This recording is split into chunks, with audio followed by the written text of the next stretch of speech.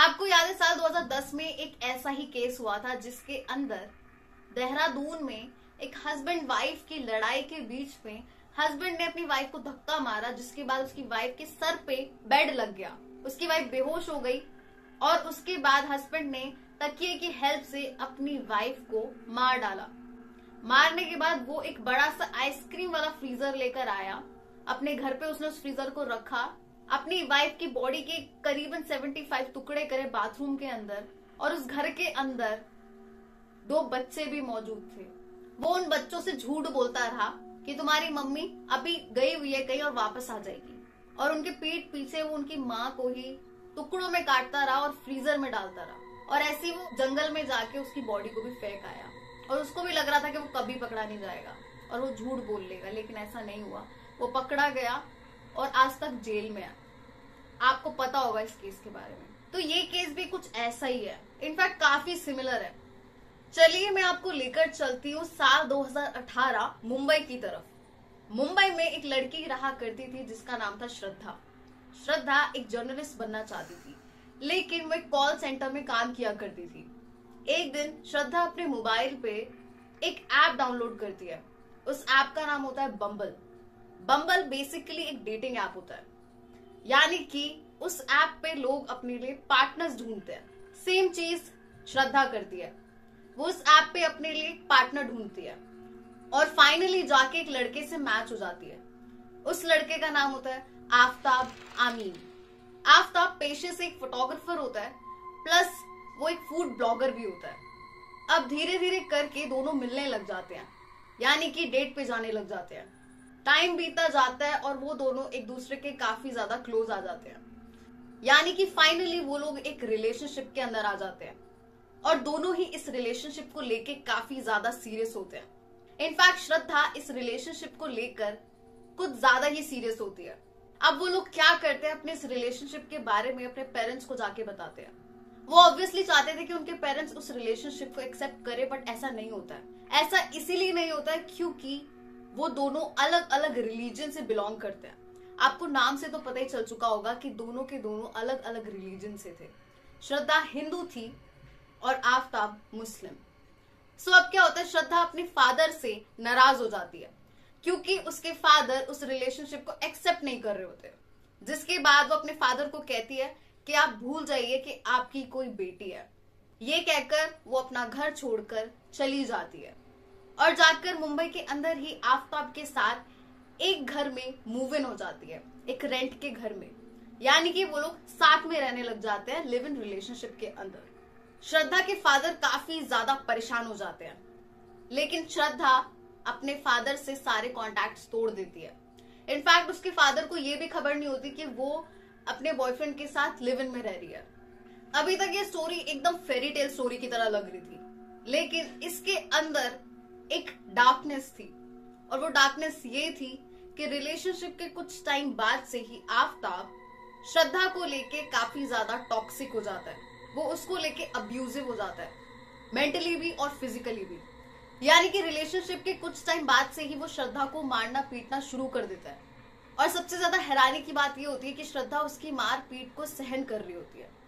In fact बीच में कई बार वो आफ्ताब को छोड़ के अपने पापा के पास वापस भी जाती है, लेकिन आफ्ताब हर बार उसे सॉरी बोलकर वापस बुला लेता है।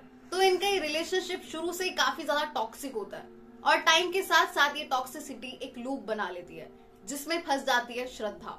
इनफैक्ट एक इंसिडेंट में श्रद्धा अपने एक दोस्त को फोन करके बताती है कि आफ्ताब उसको मारने वाला है, जिससे उसके फ्रेंड्स काफी ज्यादा घबरा जाते हैं और उसको रेस्क्यू करके अपने पास ले आते हैं। रेस्क्यू करने के बाद वो श्रद्धा को बोलते हैं कि वो पुलिस को कॉल करे, लेकिन श्रद्धा पुलिस को कॉल करने से एकदम मना कर देती है और कुछ टाइम बाद वापस से वो आफ्ताब के बाद फिर से चली जाती है क्योंकि वो उससे सॉरी बोल देता है। अब ऐसे करते करते काफी साल बीत जाते हैं और आ जाता है साल 2022। साल 2022 के अंदर ये दोनों डिसाइड करते हैं कि ये लोग एक ट्रिप पे जाएंगे हिमाचल प्रदेश, यानी कि पहाड़ों में घूमने का इनका प्लान होता है। और अपने प्लान के अकॉर्डिंग ये लोग ऐसा ही करते हैं, हिमाचल प्रदेश जाते हैं, वहां से घूमकर आते हैं। लेकिन ये लोग मुंबई नहीं जाते, इसके अलावा ये चले जाते हैं दिल्ली। यानी कि अब ये लोग डिसाइड कर चुके होते हैं कि ये लोग इन फ्यूचर अब दिल्ली में रहेंगे, वहीं पे जॉब करेंगे और अपने रिलेशनशिप को एक नई शुरुआत देंगे। ये दोनों मिलकर साउथ दिल्ली के महरौली इलाके में एक अपार्टमेंट लेकर रहना शुरू कर देते हैं और दिल्ली में ही दोनों जॉब करते हैं। दिल्ली शिफ्ट होने के बाद कुछ टाइम तक चीजें काफी अच्छी चलती है। ये लोग अपने फ्रेंड्स के साथ मिलकर वहां पे पार्टी वगैरह करते हैं, काफी इंजॉय करते हैं। लेकिन कुछ टाइम बाद धीरे धीरे करके मई आ जाता है, साल 2022 का मई के अंदर इन दोनों के बीच चीजें कुछ खराब होने लग जाती हैं दोबारा से। और उन चीजों के खराब होने के पीछे एक काफी मेजर रीजन होता है। मेजर रीजन ये होता है कि आफताब श्रद्धा को रिलेशनशिप के स्टार्टिंग से ही शादी के वादे करता हुआ आ रहा होता है। अब काफी टाइम बीत चुका होता है, प्लस श्रद्धा के पेरेंट्स भी नहीं मान रहे होते, तो श्रद्धा काफी ज्यादा टेंस्ड होती है। उसको समझ नहीं आ रहा होता कि वो आफताब की लाइफ में कहाँ स्टैंड करती है, इसीलिए वो उसको अब शादी के लिए प्रेशराइज करने लग जाती है। लेकिन आफताब अपने प्रॉमिस से मुकर जाता है और श्रद्धा से इस बात के ऊपर लड़ने लग जाता है और मना करने लग जाता है, अलग अलग बहाने देने लग जाता है कि वो श्रद्धा से अभी शादी क्यों नहीं कर सकता। लेकिन उसके इन्हीं सब बहानों की वजह से श्रद्धा काफी ज्यादा सस्पिशियस हो जाती है उसको लेकर। उसको लगने लग जाता है कि आफताब के शायद बाहर कोई अफेयर्स चल रहे हैं, जिस वजह से वो श्रद्धा से शादी नहीं करना चाहता। अब उन दोनों के बीच इस टॉपिक को लेकर आए दिन बहुत ही ज्यादा घमासान लड़ाइयां होती रहती है। एक दिन तो इतनी ज्यादा खतरनाक लड़ाई हो जाती है कि आफताब मन ही मन में सोच लेता है कि मैं श्रद्धा को मार दूंगा, और वो इनफैक्ट पूरी तरीके से रेडी भी हो जाता है उस मोमेंट पे उसको मारने के लिए। लेकिन उसी टाइम पे श्रद्धा रोने लग जाती है फूट फूट के, जिसके बाद आफताब अपने इस प्लान को डिले कर देता है। मई के अंदर ही अब श्रद्धा और आफताब की दोबारा से लड़ाई होती है इसी इशू के पीछे, जिसके बाद अब आफताब होल्ड बैक नहीं करता, यानी कि वो श्रद्धा को स्ट्रैंगल करने लग जाता है, यानी कि वो उसका गला दबाने लग जाता है। और वो उसका गला इतनी जोर से दबाता है कि श्रद्धा की कुछ ही मिनटों में मौत हो जाती है। वो एक ऐसी लड़की को मार देता है जो अपने पेरेंट्स से लड़के उसके लिए आई थी। वो उसे मारने से पहले एक सेकंड भी रुककर नहीं सोचता। श्रद्धा के मरने के बाद वो उसकी बॉडी को उस अपार्टमेंट के फ्लोर पे छोड़ देता है और पूरी रात जागकर अपने लैपटॉप के ऊपर इंटरनेट के थ्रू बॉडी को कैसे डिस्पोज करे इसके तरीके ढूंढने लग जाता है। फाइनली जाके उसको याद आता है कि उसने कुछ टाइम पहले एक क्राइम सीरीज देखी थी, जो कि एक award winning drama crime series थी जिसका नाम था डेक्स्टर। उस सीरीज से इंस्पिरेशन लेकर वो श्रद्धा की बॉडी को चॉप ऑफ करने के लिए रेडी हो जाता है, यानी कि अब वो श्रद्धा की बॉडी के टुकड़े करने के लिए रेडी हो जाता है। तो वो अपनी गर्लफ्रेंड की बॉडी को डिस्पोज करने के लिए सबसे पहले मार्केट जाके कुछ टूल्स लेकर आता है, यानी कि वो लेकर आता है एक बहुत ही बड़ा सा नाइफ प्लस एक रेफ्रिजरेटर, और दोनों की दोनों चीजें वो श्रद्धा के अकाउंट से ही खरीदता है। वो अब उस नाइफ और उस रेफ्रिजरेटर को लाने के बाद श्रद्धा की बॉडी के टुकड़े करने का प्रोसेस चालू कर देता है। सबसे पहले वो उसके हेड को रिमूव करता है। हेड को रिमूव करने के बाद वो उसके स्टमक को काटता है और उसके अंदर से इंटेस्टाइन्स को बाहर निकाल के एक पॉलिथीन में डाल देता है। वो ऐसा इसलिए करता है ताकि श्रद्धा की बॉडी डिकम्पोज होने में ज्यादा टाइम न ले। ऐसा कुछ आर्टिकल्स में लिखा है कि आफताब ने एग्जैक्टली यही किया था। अब इसमें कितनी सच्चाई है ये हमें नहीं पता। उसके इंटेस्टाइन्स को रिमूव करने के बाद वो उसकी बॉडी को चॉप ऑफ करना स्टार्ट कर देता है और उसके शरीर के 35 टुकड़े करके अलग अलग ब्लैक पॉलिथीन में डाल के रेफ्रिजरेट कर देता है। उन सभी बॉडी पार्ट्स को फ्रिज के अंदर डालने के बाद वो अगले 2 से 3 महीने तक रोज रात के 2 बजे घर से बाहर निकलता है, एक एक 2-2 पॉलिथीन लेकर, और श्रद्धा की बॉडी के टुकड़ों को या तो जंगल एरियाज में फेंकाता है या शमशान घाट में और या फिर कूड़ेदान में। इनफैक्ट कई टुकड़े उसने स्ट्रेट डॉग्स तक को खिला दिए श्रद्धा के। धीरे धीरे करके वो काफी बॉडी पार्ट्स श्रद्धा के जाकर डिस्पोज ऑफ कराता है। इनफैक्ट पुलिस ने ये तक बताया कि वो श्रद्धा के उन बॉडी पार्ट्स के साथ साथ ही अपनी कोल्ड ड्रिंक्स और आइसक्रीम्स रखा करता था। और सबसे खतरनाक बात ये कि उसने श्रद्धा के सर को यानी कि हेड को एकदम लास्ट में डिस्पोज किया था। ऐसा इसीलिए क्योंकि वो श्रद्धा के उस हेड को देखकर अपने रिलेशनशिप के टाइम को याद करता था। ये चीजें कोई नॉर्मल इंसान नहीं कर सकता। ये सब चीजें एक साइकोपैथ कर सकता है, सिर्फ और सिर्फ एक साइकोपैथ। इनफैक्ट श्रद्धा के मर्डर के बाद उसकी बॉडी पार्ट्स रेफ्रिजरेटर में पड़े रहते थे और वो बम्बल पे काफी लड़कियों के साथ मैच होकर उस सेम अपार्टमेंट में मल्टीपल औरतों को बुलाता था। ये सब नेबर्स ने बताया था आफताब के। वो लोग देखते थे कि अलग अलग औरतें उस अपार्टमेंट में आ और जा रही हैं और आफताब अपनी लाइफ को बहुत आराम से जीने लगा था श्रद्धा की बॉडी को डिस्पोज ऑफ करने के बाद। अब पुलिस इस ऐप से कांटेक्ट करके उन लड़कियों की डिटेल्स निकलवाएगी ताकि इस केस के बारे में और ज्यादा डिटेल्स निकलकर सामने आ सके। श्रद्धा के मर्डर करने के बाद और उसकी बॉडी को डिस्पोज ऑफ करने के बाद अब वो क्या करता है, श्रद्धा के इंस्टाग्राम अकाउंट से उसके फ्रेंड्स के साथ टच में रहता है जून तक, ताकि उसके फ्रेंड्स को शक ना हो। लेकिन जून के बाद वो श्रद्धा के फोन को बंद करके मुंबई में कहीं फेंक आता है और उसका फोन अभी तक रिकवर नहीं हुआ है। इनफैक्ट जो टूल उसने यूज किया था उसकी बॉडी को काटने के लिए, जो नाइफ यूज किया था, वो तक अभी नहीं मिला है। धीरे धीरे करके श्रद्धा के फ्रेंड्स देखने लगे कि श्रद्धा अब इनएक्टिव रहती है सोशल मीडिया पे, जिसके बाद उसके कुछ फ्रेंड्स को काफी ज्यादा सस्पिशन होने लगा क्योंकि उनको पता था कि श्रद्धा का पार्टनर बहुत ज्यादा अब्यूजिव है, तो वो डरने लग गए थे। जिसके बाद उन्होंने श्रद्धा के ब्रदर को खबर दी और बोला कि वो पुलिस को जाकर इस बारे में बताए। आफताब श्रद्धा का मर्डर करने के बाद कम से कम 5-6 महीने आराम से रहा और किसी को भी खबर नहीं हुई कि उसने उस अपार्टमेंट में क्या किया है। लेकिन फाइनली जब पुलिस के पास रिपोर्ट पहुंची, मिसिंग पर्सन रिपोर्ट पहुंची, तब जाके पुलिस ने इन्वेस्टिगेशन करी और आफताब ने सब कुछ सच सच बता दिया कि उसने क्या किया था। इनफैक्ट एक हॉस्पिटल के डॉक्टर ने पुलिस को सामने से आकर ये बात बोली है कि आफताब उनके हॉस्पिटल में जिस दिन मर्डर हुआ था श्रद्धा का, उसके अगले दिन अपना इलाज कराने आया था। उसके हाथ पे कट पड़ा हुआ था और उस कट में 5 से 6 स्टिचेस लगे थे और डॉक्टर ने बताया कि आफताब का जो रवैया था वो काफी ज्यादा एरोगेंट था, गुस्से वाला था और वो फालतू की बातें बोले जा रहा था और चुप नहीं हो रहा था। उसका बिहेवियर काफी ज्यादा अनयूजुअल लगा डॉक्टर को, जो कि नॉर्मल पेशेंट्स का नहीं होता है।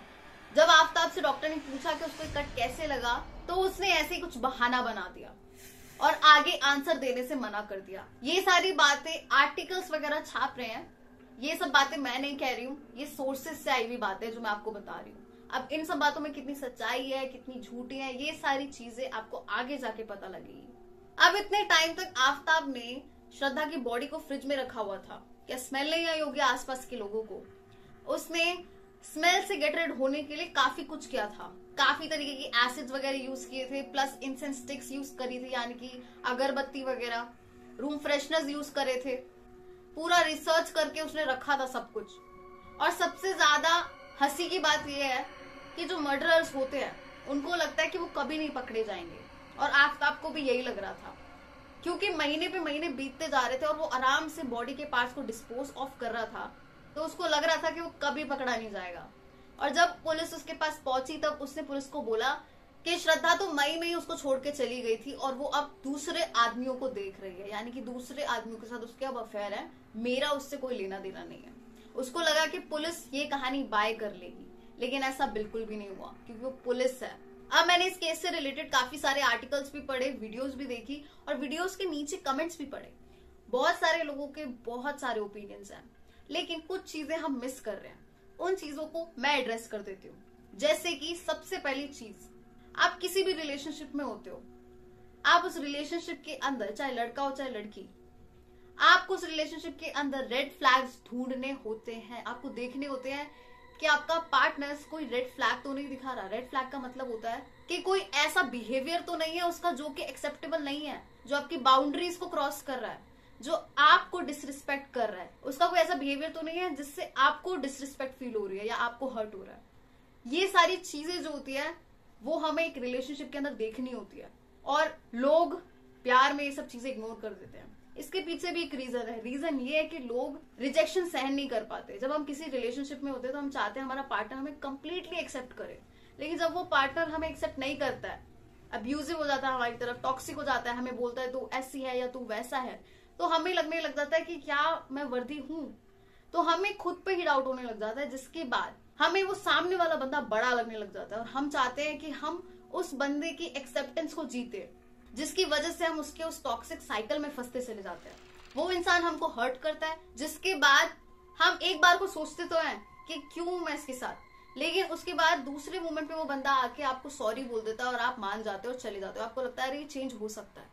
एक ये जो होप होती है ना, चेंज हो सकता है, ये आधे से ज्यादा लोगों को बर्बाद कर देती है। क्योंकि फैक्ट ये है कि जो इंसान अब्यूजिव होता है वो कभी चेंज नहीं हो सकता। एक इंसान जो आपसे लॉयल नहीं है और आपको लेकर अब्यूजिव है, मेंटली भी फिजिकली भी, मेंटल अब्यूज भी एक चीज है। जरूरी नहीं कि आपको कोई फिजिकली मार रहा है तो ही वो अब्यूज है, मेंटली भी अगर आपको कोई टॉर्चर कर रहा है तो वो भी अब्यूज है। तो लोग इन साइंस को छोड़ देते हैं और बस लग जाते हैं कि बस इस इंसान को अपनी वर्थ दिखानी है। नहीं, ऐसा नहीं करना होता। आप अपनी सेल्फ रिस्पेक्ट रखो। लोग अपनी सेल्फ रिस्पेक्ट को बेच देते हैं और रिलेशनशिप में बस चलते चले जाते हैं और फिर इन दी एंड क्या होता है, सब खत्म। एक सबसे बुरी चीज इस वाले केस में ये है कि लोग विक्टिम ब्लेमिंग कर रहे हैं। अब सेवरल रीजंस है, मैं सारे रीजंस एड्रेस नहीं करने वाली, लेकिन विक्टिम ब्लेमिंग करना गलत है। अब इसके जैसे ही सेम केस जो मैंने आपको बताया, जिसके अंदर हस्बैंड वाइफ होते हैं और वाइफ को हस्बैंड मार देता है, अब उसमें तो आप विक्टिम ब्लेमिंग नहीं करोगे। आप नहीं बोलोगे कि वाइफ के साथ तो ऐसे ही होना चाहिए था, क्योंकि काफी लोग ये भी बोल रहे हैं कि यही तो होना था इसके साथ, अब करो अपनी मर्जी की तो यही होगा। आप ऐसा नहीं बोल सकते।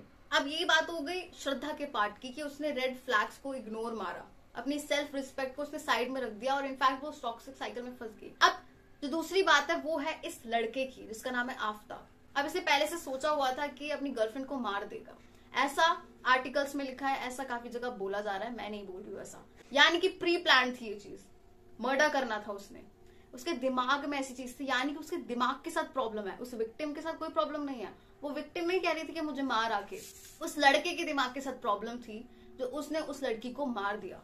जिसके बाद उसने इतनी ग्रूसम चीज करी, उसके बॉडी पार्ट्स को काट के रखना वगैरह, ये तो एक नेक्स्ट लेवल चीज है। सो सोचने की बात यह है कि हमारी सोसाइटी में ऐसे लोग रह रहे हैं जिनके दिमाग में ऐसी चीजें चलती हैं कि किसी का मर्डर कर दो और उसके टुकड़े करके ऐसे फेंक आओ कूड़ेदान में। तो प्रॉब्लम श्रद्धा नहीं है, प्रॉब्लम ये कि ऐसे लोग एग्जिस्ट क्यों कर रहे हैं हमारी सोसाइटी में, और एग्जिस्ट कर भी रहे तो उनके अंदर इतनी हिम्मत कैसे आती है, वो लॉ से डरते क्यों नहीं है ये सब चीजें करने से पहले। ये मेन प्रॉब्लम है। So that's it for today. Thank you so much for watching this video. काफी दिनों से मैं वीडियोस नहीं बना रही थी और ये केस भी अभी रीसेंट केस है, तो मुझे लगा मुझे बनाना चाहिए इसके ऊपर वीडियो।